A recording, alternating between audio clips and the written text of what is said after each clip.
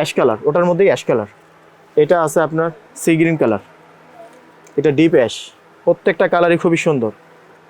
এই একটা আছে আপনার বিস্কিট কালার, বিস্কিট কালারটা খুলে দেখেন।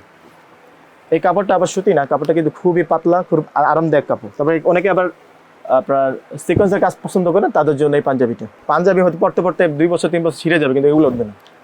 এই একটা কালার, এই একটা আছে ব্ল্যাক, এটা ব্ল্যাকের মধ্যে। এটা কিন্তু শাইনিং কাপড়, যেটাকে মাইক্রো কাপড় বলে। এটা দামি শার্টিং কাপড় হয়। তারপরে আপনার ওই জুব্বার কাপড়গুলো হয় এই কাপড় দিয়ে। এগুলো সবগুলোর দাম? সবগুলোই 1200 করে। আজকে বেশিরভাগই 1200 টাকার রেঞ্জের পাঞ্জাবি দেখাবো। মানে এগুলো আপনার হিসাব করলে দেখা যায় 1500 থেকে 1600 টাকা রাখা লাগে একবারে, যেটা বলে হোলসেল প্রাইস, কাপড় অনুযায়ী হোলসেল প্রাইস, মাইক্রো কাপড় বলে।